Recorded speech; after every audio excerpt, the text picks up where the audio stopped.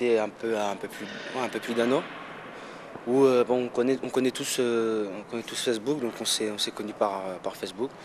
Et Ivan reste toujours attaché, est toujours resté attaché à l'athlétisme, à ce qui se passait. Il m'a fait part, on a un peu discuté, il m'a fait part un peu de mes qualités. Bon, je les savais quand même, mais bon, ça fait quand même plaisir de le savoir d'un champion comme lui. Et voilà, on a un peu discuté d'athlétisme, etc. Et petit à petit, on a commencé à s'entendre et à se voir pour une éventuelle collaboration.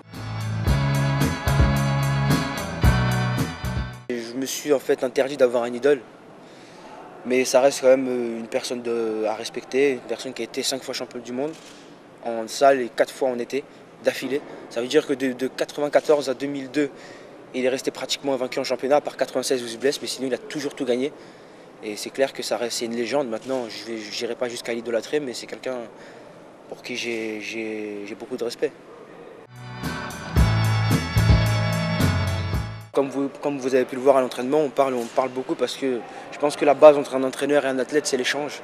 C'est l'échange, ça veut dire que Ivan, c'est pas un robot, c'est pas un ordinateur qui marque la séance et qui me laisse faire. C'est-à-dire qu'on parle beaucoup selon mon ressenti, selon lui ce qu'il voit, selon son passé, parce que en fonction de ce que je fais, il peut savoir si j'ai été fatigué ou pas. Et c'est très important dans une collaboration d'avoir cette complicité.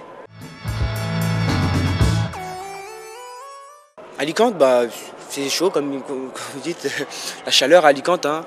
Je ne vais pas vous mentir, là on a quitté 22 degrés, ça a un peu embêté Ivan.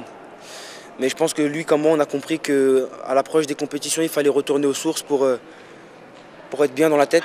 C'est surtout être bien dans la tête puisque le travail on l'a fait.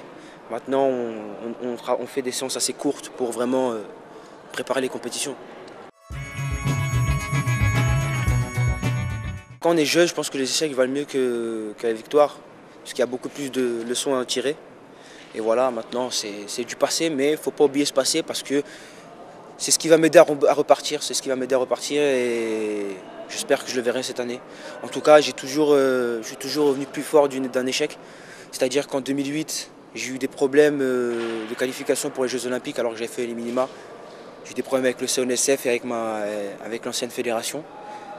En 2009, j'ai raté Berlin.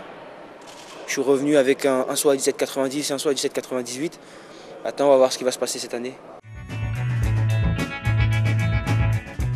2011, on va dire que c'est une année de transition puisque j'ai changé d'entraîneur. Donc forcément, il y a des changements au niveau de l'entraînement, il y a un changement au niveau des rapports, oui. Et donc voilà, cette année c'est plus d'une transition et préparation pour 2012. On voit ça plus pour 2012, je prépare vraiment 2012. Ce qu'il y a avant, ce serait très très bien. Mais vraiment, on va dire que si j'avais le choix, je préférerais échouer cette année et réussir 2012 que le contraire. Maintenant, c'est clair qu'on est des athlètes, on souhaite réussir tous les ans. Donc c'est vrai que c'est vrai qu'on va être dans une continuité où je voudrais quand même confirmer 2010.